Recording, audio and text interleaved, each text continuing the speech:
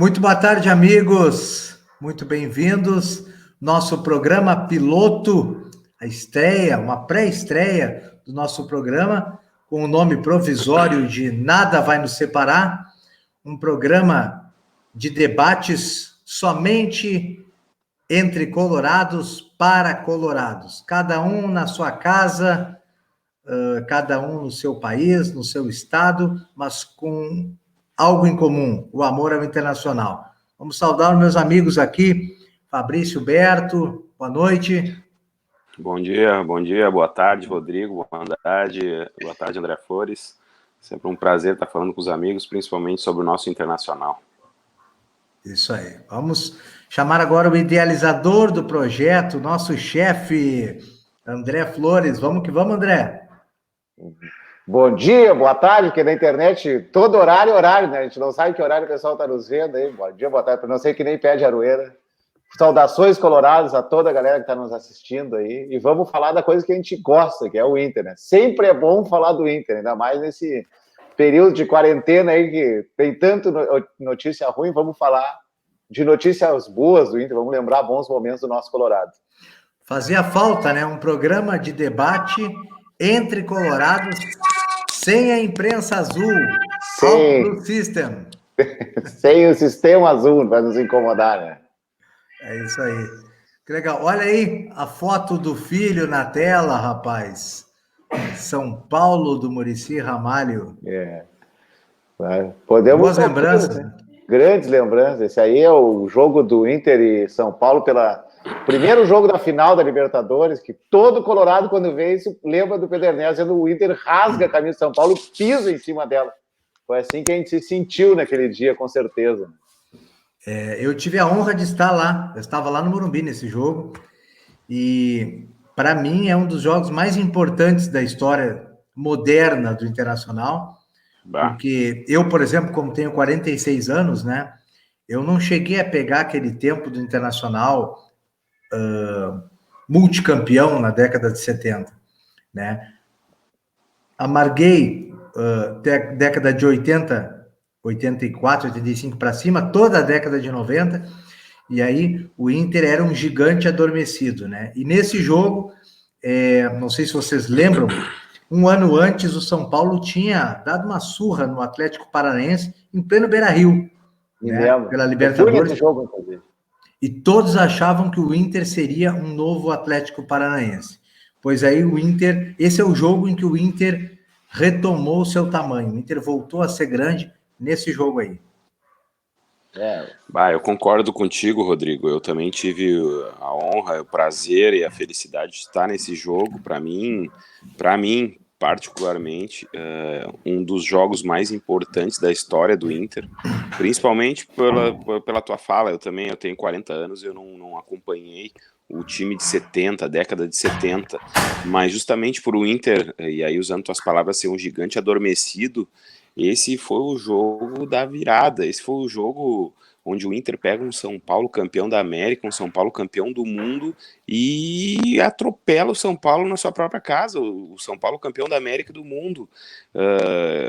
Era um sonho para todo Colorado ver isso acontecer um dia, principalmente numa Libertadores que nós não tínhamos conquistado ainda.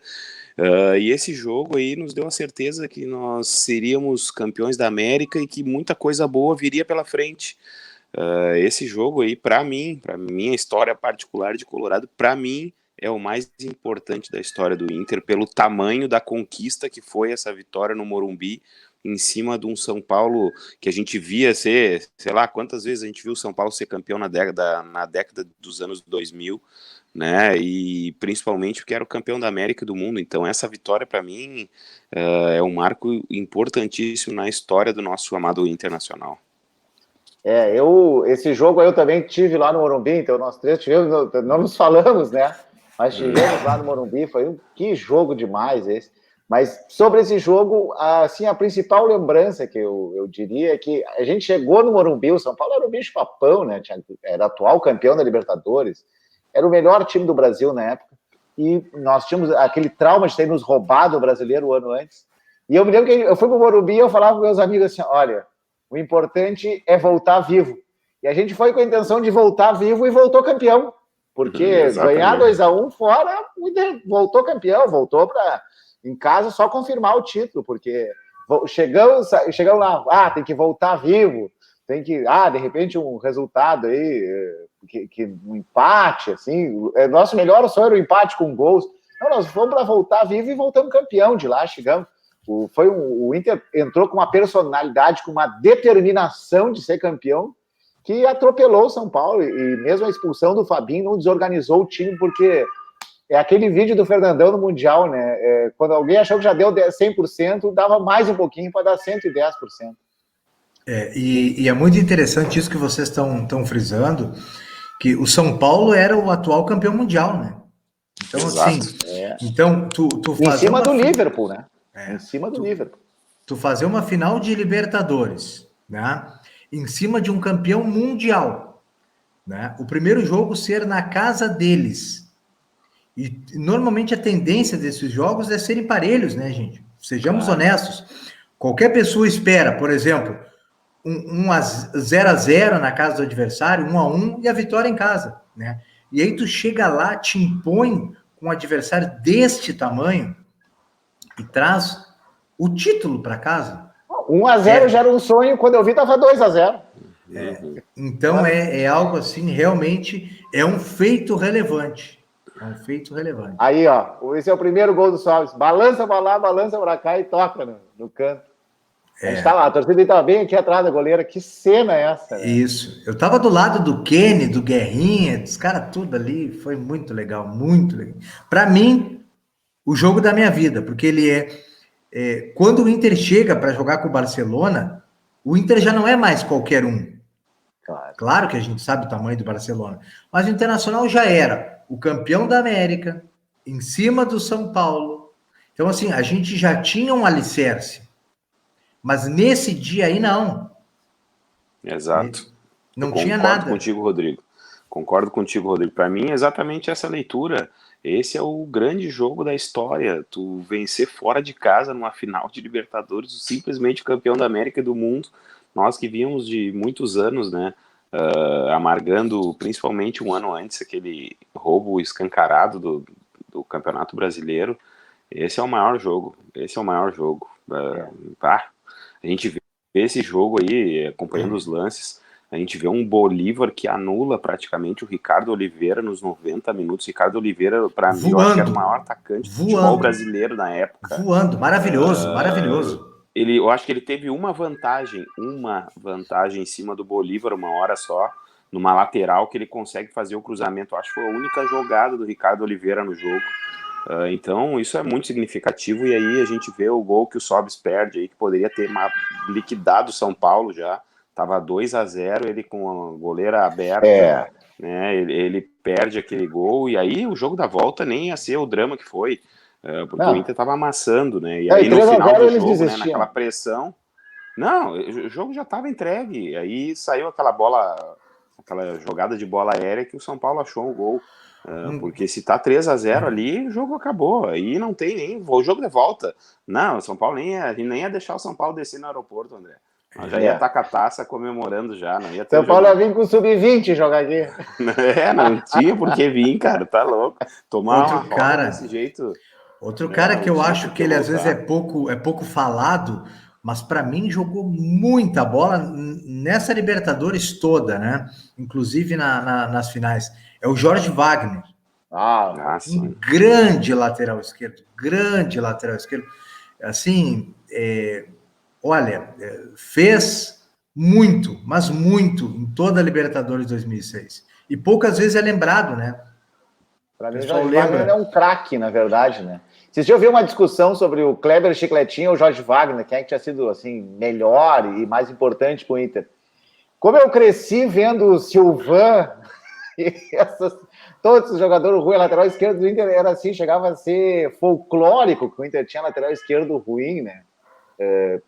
Assim, nós jogamos com aquele... Estou tentando me lembrar agora o nome daquele que foi campeão da Copa do Brasil, que também era muito ruim. Nós tínhamos laterais esquerdos muito ruins ao longo de todos os anos 80, 90, era demais. E aí, nesse momento, nós emendamos 2 grandes laterais, né? Mas o Jorge Wagner, para mim, era demais. Ele tinha uma qualidade na bola parada, ele dava cruzamentos, assim, excepcionais. Para mim, o cara botava... E ele tinha uma outra coisa que eu gostava mais do que eu gostava dele mais do que no Kleber. Ele era muito vertical. Ele botava a bola em profundidade nos atacantes, tanto que o Renteria, o Sobis, o Nilmar, o Rodrigo Paulista, se botar...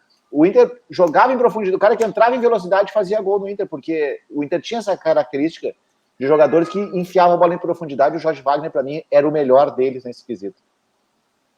Uma coisa sobre o Jorge Wagner também, a gente tinha um lado esquerdo muito dinâmico, né? Com ele e com o Alex. Eles volta e meia, como os dois eram meias, né? Meias laterais, eles ficavam invertendo de posição a toda hora, principalmente no lance do segundo gol. A gente vê uma invertida de bola do próprio Alex, uma jogada iniciada pelo Jorge Wagner, sabe? Uma troca de passes, uma troca de posicionamento, assim, ó, muito fácil, né? Muito rápida. Aí o jogo do Beira-Rio já, né? São Paulo chegando no jogo do Beira-Rio. E ali, que defesa do Klemer. Até, eu acho que nesse momento aí, quando tem essa defesa do Klemer, eu acho que até os pilares do Beira-Rio sentiram o medo do Inter confirmar esse título. Depois aí eu te confesso que eu tive mais medo, que é uma do Lugano, né? Sozinho, né? Essa é tipo aquela falta do Ronaldinho. Eu não gosto de ver duas vezes, eu tenho medo que ela entre. É verdade. Era até a rede do Beira-Rio ali, da goleira, da arquibancada, o concreto. Todo mundo estava tenso em confirmar esse título. Era o nosso grande título, né, da nossa era moderna, e principalmente da história do Inter. Então, o início do jogo foi muito tenso, né? O início e depois a parte da expulsão ali, porque parece que vem todo aquele filme assim, ó. Não é possível que vai acontecer. Aí o gol do Fernandão. A gente vai... Sabe, foi um jogo muito tenso, muito nervoso. Por isso que eu digo, o primeiro jogo foi um jogo muito melhor, porque o Inter atacou, amassou, e o segundo jogo foi o jogo do regulamento debaixo do braço, da tensão, da pré-conquista, né? Então, esse jogo foi muito complicado, esse jogo da volta. Fabrício, só para me complementar a questão que o André falou do Jorge Wagner ou o Kleber Chicletinho, eu acho que o Kleber é mais lateral do que o Jorge Wagner. Mas no meu time, o melhor Jorge Wagner é titular e o melhor Kleber não. Por quê? Porque eu gosto de jogador sanguíneo. Eu gosto de jogador intenso. Só um detalhe. Vocês viram ali a abraçadeira do Fernandão? Vou mostrar aqui enquanto fala, Rodrigo. Mostra aí. Eu tenho aqui, ó, uma réplica daquela abraçadeira, presente do meu amigo Flávio. Aí, eu tenho. Vale ouro, hein? Eu até vou botar no braço aqui para lembrar do Fernandão. Vale ouro. E assim, eu gosto do estilo, é perfil, né? Não estou falando de qualidade, estou falando de perfil. Eu gosto do jogador sanguíneo, intenso. E o Jorge Wagner, nesse quesito, entrega muito mais do que o Kleber. O Kleber, ele tinha muita técnica, muita. Mas, por vezes, era um jogador sonolento, ao estilo Paulo Henrique Ganso. Eu, Rodrigo, não gosto desse estilo de jogador. Mesmo reconhecendo que o Kleber tem mais técnica do que o Jorge Wagner, no meu time, eu escalo o Jorge Wagner, porque é um jogador com alta intensidade, com chute de longa distância, que o Kleber não tinha, mas, claro, o Kleber tem um cruzamento melhor do que o Jorge Wagner. Mas no meu time, o Jorge Wagner é titular. Acho que tu foi perfeito, Rodrigo, na tua colocação. Você sabe que eu nunca parei para pensar nessa discussão aí, quem seria o melhor lateral, mas concordo com as tuas ponderações. O Kleber, eu acho que o Kleber, tá? Eu acho que agora a gente fala muito do Kleber, como o André falou, a gente teve muito lateral esquerdo ruim, né, ao longo dos anos, e eu acho que o Kleber, a gente bota muito ele, porque eu acho que ele foi muito injustiçado, né, cara, porque assim, a gente sempre pegava só esse lado do Kleber, do lado lento, sonolento, mas se a gente analisar, ele pifou muitos caras desde a época que ele jogou. Aí a gente pode falar de Alexandro, a gente fala de gols de diversos centroavantes, né? Que depois a gente foi olhar, quando a gente perde, que a gente vai dar, às vezes, valor, né? Então, assim, mas eu concordo, eu acho que o Jorge Wagner ele era um jogador mais participativo no jogo, né? Principalmente que tinha esse lado esquerdo muito que complementava ele quando tinha o Alex baixava para a esquerda, ele para lateral, ele avançava um pouco mais como meia, ele era mais participativo. E isso ao longo da nossa história, o torcedor cobra muito isso do jogador, né? Então, essa vantagem do Jorge Wagner em cima do Kleber, com certeza. Eu acho que nunca tinha parado para pensar, mas concordo com o teu ponto de vista sobre os dois atletas numa escalação de um time histórico, assim, se a gente tivesse que optar por um ou por outro. Eu gosto bastante dos dois, acho o Kleber talvez tenha uma técnica mais apurada, mas tem uma coisa que eu prefiro no Jorge Wagner, que é meio que isso que falou agora o Rodrigo. No momento decisivo, naquele momento sanguíneo do mata-mata, eu posso contar mais com o Jorge Wagner. Esse é o cara que vai, que tromba, que define, que arrisca, entende? Eu acho o Kleber, assim, muito frio. E mata-mata, às vezes depende. O Inter, principalmente nesse período, se notabilizou por ganhar os mata-matas. Né? Digamos assim, no ponto corrido, o Kleber é muito melhor que muito melhor não, mas é melhor que o Jorge Wagner. Agora, no mata-mata, o Jorge Wagner tem mais essa característica, assim, de cara que arrisca mais, que vai, que chama mais a responsabilidade para si no momento que precisa de responsabilidade. Né?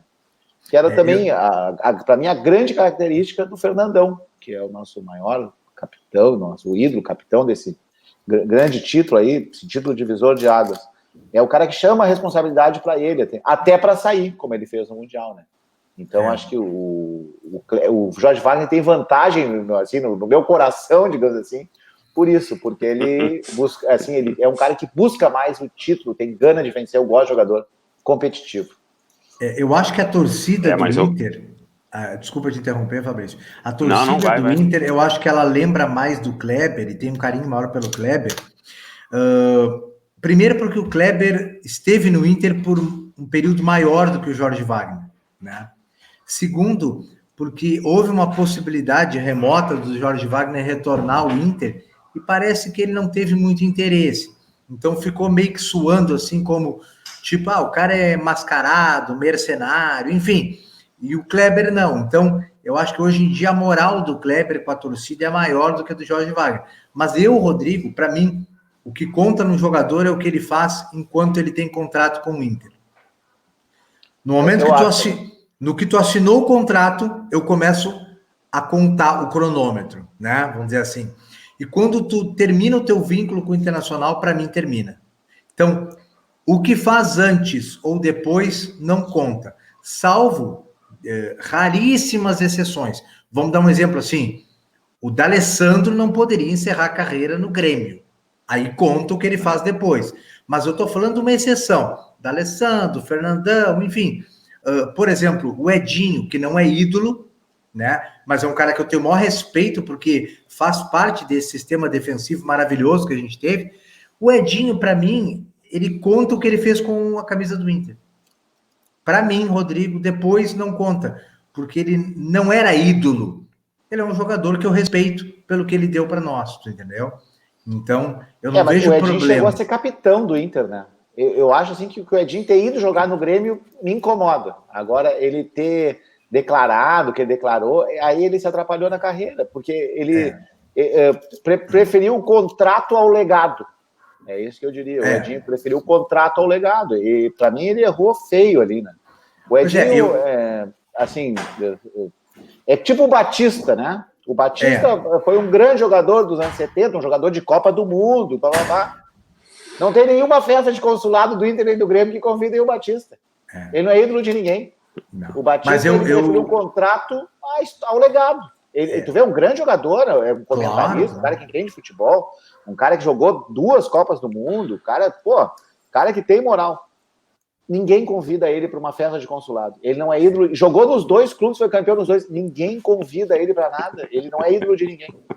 É isso. Fabrício tá rindo, mas é verdade, né? Tô rindo, mas Eu tô imaginando a festa do consulado e os caras lá. Como eu falei... Eu vou botar uma pimenta isso aí e vou acrescentar o que o Rodrigo disse também. Concordo também, eu fiquei muito triste com essa história do Edinho, porque eu gostava muito do Edinho. Gosto muito do camisa 5, tradicional, volantão, e o Edinho faz parte da nossa tríplice coroa. Ele foi, eu acho, fundamental, fundamental. Depois do Índio, ele é o cara que mais botou faixa no Inter, em toda essa nossa história aí recente, né? Então, mas dizem, né, uns amigos nossos, né, André, dizem que após ele encerrar a carreira, ele vai esclarecer esse assunto aí, e vai dizer justamente isso, né? Que ele foi obrigado por causa do contrato, mas é como o André falou, ele podia ter optado o legado ao contrato, né? Tantas oportunidades ele teria ainda na carreira, né? E falando assim, principalmente e outra coisa, o falou Edinho não ganha salário mínimo, né? É isso, jogou no Fluminense, jogou no Inter, fez grandes contratos na carreira, só que é o seguinte, o Edinho, quando veio pro Inter, ele era um volante medíocre, do interior do Rio de Janeiro. O Edinho veio pro Inter, eu me lembro que ele jogava um pouco de zagueiro, um pouco de volante, ninguém sabia nem direito qual era a posição dele, em 2004, 2003, quando ele veio pro Inter. Era zagueiro, era volante. Né? Aquele jogo lá contra a Uva, na final do Gauchão, jogou de zagueiro, começou de zagueiro. Então, o Edinho era o zagueiro que não sabia cabecear. O Inter, ele veio, depois fez grandes contratos, o Inter fez grandes contratos no Fluminense, se tornou um jogador de primeiro nível no futebol brasileiro. Por isso foi contratado pelo Grêmio. Exato. Botou todo esse legado e por isso sim me soa como ingratidão. Assim como me soa como ingratidão o Fabinho não ter voltado do Mundial pro Beira-Rio, prefere ficar no Rio de Janeiro com a família, com todo o respeito à saudade que a família dele tem. Esse é um momento único e demais na carreira de qualquer jogador, ainda mais de um Fabinho. Dele, principalmente. De um Fabinho. Mas, André, deixa eu te falar uma opinião. Aí que tá, eu acho que esse algo a mais, que é o que a gente está cobrando, pouquíssimos jogadores têm por pouquíssimos clubes. Então, por isso que eu não me decepcionei com o Edinho, eu não me decepcionei com o Juliano, reconheço a importância do Juliano no nosso título de 2010, reconheço a grande contribuição do Edinho nos nossos títulos aí de 2006, enfim. Agora, para mim, eles não entram nessa categoria de ídolos. Ter gratidão é uma coisa, ser ídolo é outra. Então, por exemplo, o Índio é um ídolo, entendeu? Isso é uma questão muito pessoal, né, gente? Eu não estou querendo impor, né? Às vezes tu pode não considerar o Índio um ídolo, né, do jogo, né? Mas assim, ó, para mim, ídolos são poucos. Então, assim, Fernandão. Agora, eu vou dar um exemplo, por exemplo, se o Ceará jogasse no Grêmio, eu não haveria problema. Eu sou muito agradecido ao que o Ceará fez, sou grato, reconheço, mas para mim, Rodrigo, se o Ceará resolver encerrar a carreira no Grêmio, I don't care, entendeu? É diferente de um Yarley, de um Fernandão, do Klemer. É algo subjetivo, não tem como explicar. Até do Sobis, né? Até do Sobis. Então, assim, eu acho que no caso do Edinho, ele foi muito útil, muito. Mas ele não entra na categoria de ídolo. Então, eu não me importo que ele jogue em qualquer clube. Importa o que ele fez com a camisa do Internacional. A minha opinião. Uma coisa que tu falaste antes, que eu concordo, sobre a questão do jogador, né, o que ele dá durante o período de contrato, né? E outro jogador que eu vou citar aqui, até pra gente tirar o Edinho dessa conversa, né, André? De falar de coisa Chega do Edinho, já gastamos muito tempo com o Edinho, né? Não, brincadeiras à parte, também respeito muito o que ele nos deu aí, o que ele participou. Um jogador que se encaixa perfeitamente, né, Rodrigo, nisso que tu comentaste, e principalmente para a torcida do Inter, que, como é que eu vou te dizer assim, ó, eu não sei se ele é um ídolo, mas assim, a torcida respeita demais o que ele entregou e o pouco tempo que ele teve, que parece que ele tem o mesmo tempo que teve um Edinho no Inter, que é o Magrão. O Magrão joga no Inter naquele time fantástico de 2008, 2009, campeão da Sul-Americana, faz gol na Bomboneira em cima do Boca Juniors. Eu tava lá. Ele ficou 2 anos no Inter, cara. E olha o que ele entregou, assim, de entrega pessoal, de chegar nos Grenal e sabe, e botar respeito e dar pontapé, ser respeitado pela bola que ele jogava, pela força. A entrega que esse cara teve em 2 anos, parece que ele jogou mais de 5 anos no Inter, né? E eu acho que esse jogador se encaixa perfeitamente nesse perfil, assim, que tu citasse, do cara que entrega pelo período de contrato que ele joga no clube. Tanto é que o Magrão vive hoje em Porto Alegre, o Magrão cita os principais times que ele jogou, é Inter e Palmeiras, e o Inter tá num nível se não maior que o do Palmeiras no coração dele, ou igual, assim, pela entrega que ele teve, pelo profissionalismo que ele teve, né, e um perfil de jogador que nos agrada, né, que agrada muito a torcida do Inter, né, e ele aliava a técnica com força, a qualidade do Magrão era muito grande, então 2 anos de Magrão pareceu 5 ou 10, né, para a torcida do Inter, justamente por esse perfil que tu muito bem colocasse ali anteriormente, quando a gente entrou nessa discussão. O Magrão é um jogador diferenciado também, né, cara? Assim como e isso que falam assim, o time do Tite era muito faceirinho, blá, blá, blá, porque tinha o Tyson e o Mar no ataque, da Alessandro, mas o time do Tite tinha 3 zagueiros e 3 volantes, né, cara? 2 laterais, era 4 zagueiros, né? 4 zagueiros. Bolívar, Índio, Álvaro e Marcão. Exatamente. Em azul, Edinho e Magrão. Porra, ninguém chegava perto do gol do Inter, né? Podia jogar o Lauro ali mesmo, que não iam fazer gol. O Inter era demais, cara. E o Magrão, cara, assim, primeiro ele tem a questão técnica, né? Um volante altamente moderno, né, cara? Um volante que marca com vigor, está em todos os lugares, que sabe sair jogando, distribui a bola, chega na frente para fazer gol. Cara, o Magrão é um Edenilson, assim, né, velho? Então, muito melhor. É claro, mas eu digo assim, né? O jeito de jogar, né? Um volante que não fica ali, sabe jogar, vai para frente, para esquerda, para direita, compõe o meio de campo. Então, assim, o Magrão é um cara que agrada a torcida por esse lado. E por outro lado, é um cara que, além de tudo, tem um quê de guinha azul, né? Te entrega. Exato. Então, assim, aí é óbvio que conquista a torcida, né? Me deu até saudades agora. Vestiu... não, me escorreu uma lágrima aqui do lado do olho, vou até secar aqui.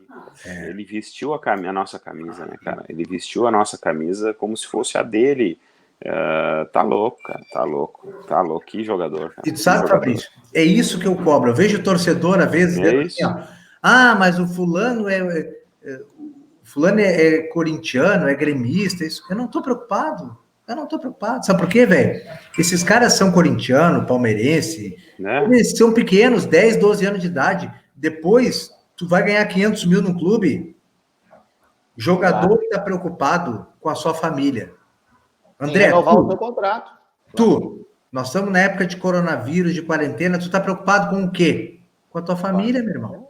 Cuidar da minha família. Se a minha mãe tá lá se cuidando, fazendo resguardo. Entendeu? Então, assim, eu também. Então, o jogador é assim. Então, a única coisa que eu cobro chama-se profissionalismo. Eu cito sempre o exemplo do Tinga, outro maravilhoso. O Tinga foi profissional quando jogou no Grêmio, foi profissional quando jogou no Borussia Dortmund, foi profissional quando jogou no Inter. Se o Tinga torce pro Palmeiras, eu não quero saber, velho. É isso aí. Fez gol pelos dois no Grenal, né? Pelos dois lados. Entendeu? O Christian também, né? Um excelente profissional. O que eu quero saber em 4 paredes para quem que ele comemora o gol quando ele está em casa? Que juiz que ele xinga? Se o juiz dá ou se ele não dá o pênalti, quando é que ele xinga? Não sei. Tem alguma reclamação do Tinga? Eu nenhuma. Então pronto. That's it. Só tenho a agradecer por tudo que ele fez. Isso. Até nessa onda de nostalgia, eu pedi para o Matheus aí separar também a final da Copa do Brasil de 92, né? Que para mim, como a gente falou da final da Libertadores, ali foi um divisor de águas. Os anos 90 eles são meio subestimados pelo... Assim, os anos 90 foram muito sofrimento. Não, 91, 92 foram bons. O Grêmio foi rebaixado, ganhamos um título nacional. Pena que a gente não soube aproveitar o embalo daquele título aí. O Inter acabou não aproveitando. Na época, se perdeu na discussão da renovação do Maurício. Foi bem complicado o day after daquele título ali, né? Nós tínhamos uma Libertadores logo em seguida e não estava nem preparado para jogar Libertadores. Mas aquele título foi demais, foi muito legal. Nós termos ganho aquele título. Se o Matheus puder botar o lance do pênalti aí, eu pedi para separar o nosso lance aí do pênalti do Pinga na final da Copa do Brasil 92, porque esse também é um outro título que eu acho que o Pinga também é um cara sensacional. Nós tivemos a oportunidade de conhecer ele assim pessoalmente, um cara demais, uma baita de uma carreira, né? O Pinga foi do Barcelona, foi do Corinthians também, um cara que tem uma baita de uma história. E é um baita cara, né? E eu acho que esse título ali poderia ter significado uma mudança de paradigma no Inter, que acabou não acontecendo. Só... Aloysio e Ping era uma grande dupla de zaga. Ah, o Aloysio também, né? É uma grande dupla de zaga, hein? Foi também um grande zagueiro que nós tivemos ali, o Célio Silva também, o canhão do Brasileirão. O Célio Silva era um baita de um zagueiro também, e um baita de um cara com uma imposição. O Inter ali montou um grupo muito bom, né? Eu acho que isso também talvez falte um pouco ainda no futebol, que é essa ideia de gestão de grupo de pessoas, de perfil psicológico, digamos assim, né? De tu juntar um Magrão com um Guinha Azul, com um Edinho, coisa. Até o cara que às vezes não é tão assim destacado, se destaca. A gente falou aí do Ceará, né? O Ceará só o Ceará e o Paraguai pararam o Ronaldinho Gaúcho, né? Então eles são dois. O cara, mas tu pegar a carreira do Ceará, ela é absolutamente mediana, né? Pegar o Wellington Monteiro, jogou o Gauchão. Essa história é engraçada, né? O Wellington Monteiro jogou o Gauchão de 2006 pelo Caxias. Ele fez 2 partidas boas contra o Inter contratou ele para ficar de reserva, o Fabinho teve alguns problemas, foi expulso na final, o Wellington Monteiro entrou na final aqui do Beira-Rio, acabou campeão da Libertadores e virou campeão mundial em cima do Barcelona. Um ano antes, de 2005, ele estava jogando no Bangu e Resende, no Rio de Janeiro. Né? E daqui a um pouquinho virou. Então, quando tem um grupo assim bom, jogadores com uma mentalidade boa, os jogadores que nem são tão bons acabam se destacando bastante. O Inter vendeu o Walter e o Renteria por muitos milhões e ninguém mais conseguiu vender eles por muitos milhões porque eles entraram naquele time encaixado ali. Quando o time está bem, o cara se destaca mais. Por isso, André, eu trouxe esse assunto, ele é muito pertinente, que eu fico louco quando eu vejo a torcida do Inter malhando todas as contratações, esperando que o Inter só traga Cavani, Oscar, o Internacional e até mesmo o Grêmio, nosso rival. A gente conquistou títulos com times montados a partir de jogadores medianos. Médios, perfeito. Perfeita colocação. Com algumas exceções, claro, o time tinha muita qualidade. Mas tu pega assim, ó, o Ceará, que nem tu falou, um jogador mediano. Rubens Cardoso, mediano. Wellington Monteiro, mediano. Fabinho. O próprio Bolívar. Eu tenho uma teoria, né? O Bolívar é um zagueiro comum, que estava muito bem protegido pelo Edinho e pelo seu colega, que sempre jogou. Então, assim, ele sempre jogou um grande zagueiro do lado. O Bolívar é um zagueiro normal. O Índio é um grande zagueiro. Fabiano Heller fez um grande. O Bolívar é mais um que estava num esquema ajustado, com volante fechando tudo na frente. Então, assim... Mas recebeu a taça do Pelé, né? Pelé pegou a taça para ele. Um jogador que, concordo, como diz o Rodrigo, era um jogador médio ou comum, que aproveitou a oportunidade e se transformou num grande jogador, né? Ao passar dos anos, por estar num contexto de um time muito bem encaixado, muito bem montado, que ele conseguiu aproveitar a oportunidade. E aí, assim, hoje em dia, eu vejo assim, malhando quando trazem um Rodinei, por exemplo. Mas o Inter foi campeão mundial com jogadores do nível do Rodinei. O Hidalgo. Claro que tinha lá jogadores mais qualificados, mas como hoje tem, D'Alessandro, Guerreiro, enfim. Então, assim, não esperem que o Inter vai trazer o Ibrahimovic, o Cavani. Esse não é o Inter, não é. Nós somos campeões com jogadores comuns, com algum recheio a mais ali. Não, e via de regra, quando a gente contrata esses jogadores, eles acabam não dando resultado. Tipo, o Forlan, nós trouxemos o Forlan não deu resultado. Escoco. O Escoco. Mas é que o Escoco até não era tão... Eu digo trazer esses jogadores badalados, né? Sim, mas o Escoco hoje seria... O Escoco era o artilheiro da Libertadores. O Inter não tem condições de trazer o artilheiro da Libertadores. E via de regra, esses caras vêm aqui para ganhar mais e jogar menos. É isso.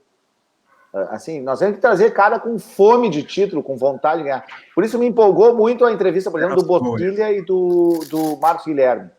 Os caras vieram dizendo, olha, perguntaram para aquele Bosquilha, tu não acha que tu decaiu, tu tá vindo aqui da Europa para vir jogar importante? Não, tô feliz, tô no Inter, vou ser campeão da Libertadores, é isso aí. Pô, esse é o cara que nós queremos, entendeu? Não adianta nós querer um cara que já ganhei tudo, vim aqui para dar uma chance para esses caras. Não vale a pena. Porque às vezes assim, a torcida não entende isso, a torcida só analisa a qualidade técnica, Fabrício. O Wellington Silva, tecnicamente, talvez seja muito mais jogador do que o Bosquilha. Mas para o time, o Bosquilha é infinitamente mais jogador. Mas o interesse dele é 100 vezes maior do Bosquilha do que do Wellington Silva. Particularmente, eu acho que esse cara, o Bosquilha, ainda vai nos dar muitas alegrias, cara, sabe? Eu acho que é um jogador... é esse tipo de jogador que a gente tinha em 2006, 2008, um cara com muita qualidade técnica e um cara comprometido, como o André falou, ele sabe onde ele tá.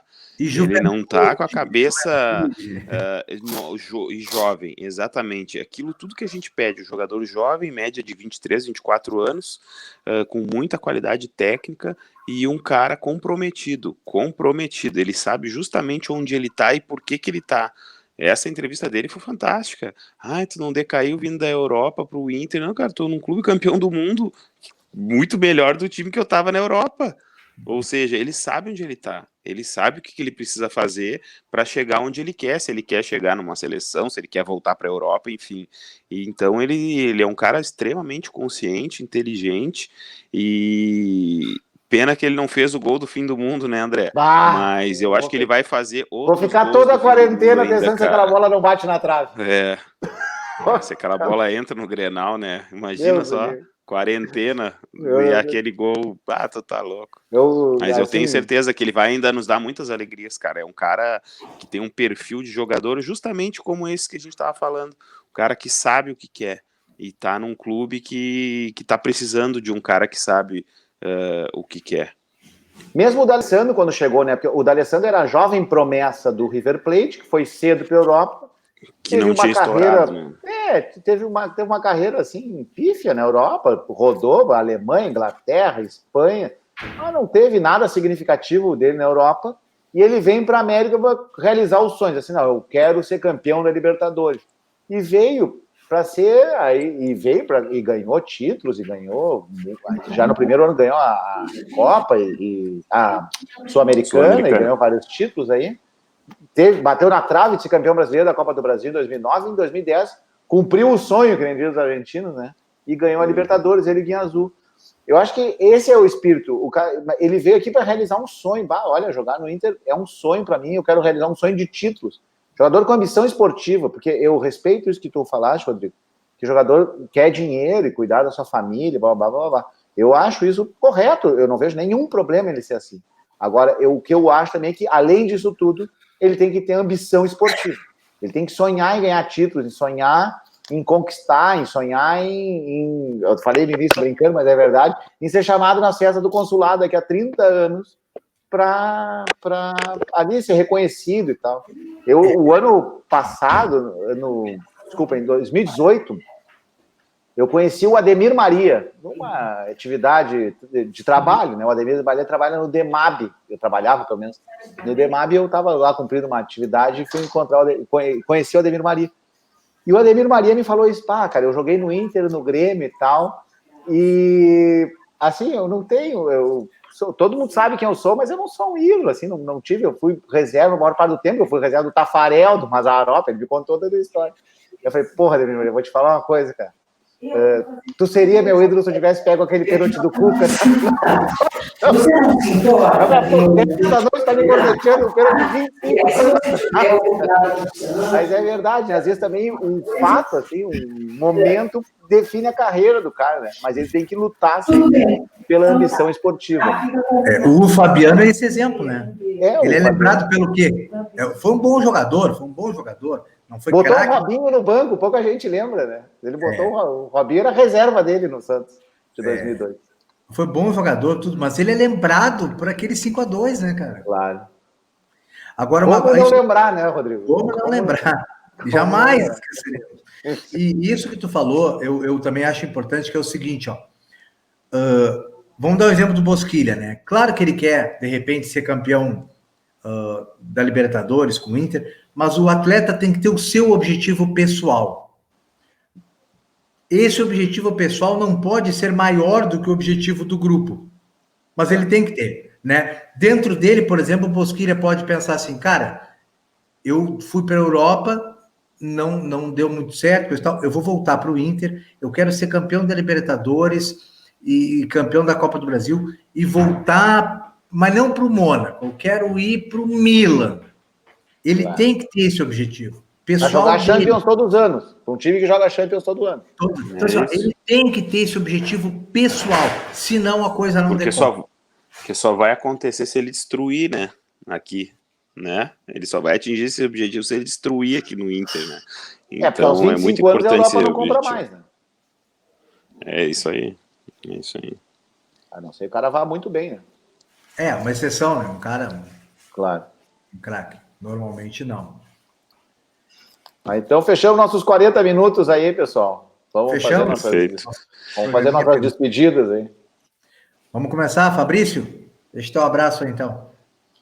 Então tá, pessoal, um prazer estar falando com vocês aqui. Obrigado, André, obrigado, Rodrigo. Um grande abraço a todos os colorados que estão nos acompanhando. Com certeza teremos mais oportunidades aí para debater muito sobre futebol, sobre o internacional, sobre jogos históricos, sobre atletas históricos e todas essas demais amenidades sobre o nosso amado Inter. O Grenal do 5-2 também nunca esquecerei, né? Assim como todos os colorados, que é data do meu aniversário, né, 24 de agosto. O Inter, né, puxando um breve histórico, 24 de agosto tem muita importância para o Inter, né, além de eu ter nascido, né, André? A gente tem o jogo, se eu não me engano, foi contra o Barcelona, aquele jogo lá na Juan Gamper, foi 24 de agosto. A gente tem o Grenal do 5-2, que foi 24 de agosto, e a gente tem a própria final da Recopa, que a gente estava falando... Exato, o jogo da estreia do Maradona. E a final da Recopa Sul-Americana com o gol do Kleber Chicletinho. Foi 24 de agosto também, então uma data importante na história do Inter também, além do meu aniversário, né, André? Claro. Então tá, pessoal, grande abraço aí, muito obrigado, até a próxima. Um abraço.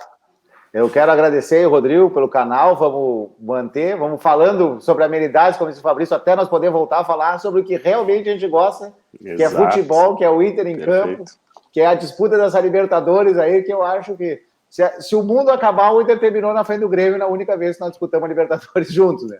Mas, se não, nós vamos ganhar desse grupo e vamos nos classificar para a Libertadores, que é o grande sonho ganhar o nosso terceiro título da América.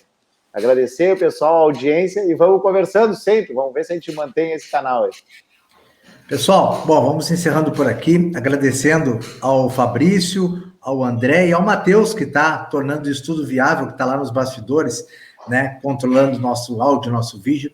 Esse é um projeto, esse na verdade foi um programa piloto, é um projeto do nosso querido André Flores, e como ele é Flores também, eu estou grande no projeto, né, sou parente. Nepotismo? Nepotismo, é um projeto do André que a gente está botando em piloto para testes, né? Um programa de debates, de conversa, só feito por colorados para colorados.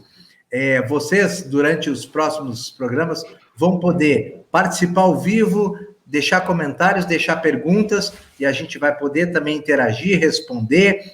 Vamos comentar sobre as rodadas, sobre os jogos do Inter, que espero voltem em breve, né? A gente vai ter muito assunto, e assunto bom com o Internacional ao longo ainda de 2020. Esse foi o primeiro programa piloto. Agradeço aos participantes, ao Matheus, que está na técnica, e a todos vocês do Bar Colorado e Colorado de todas as querências que estão aqui conosco, nos prestigiando.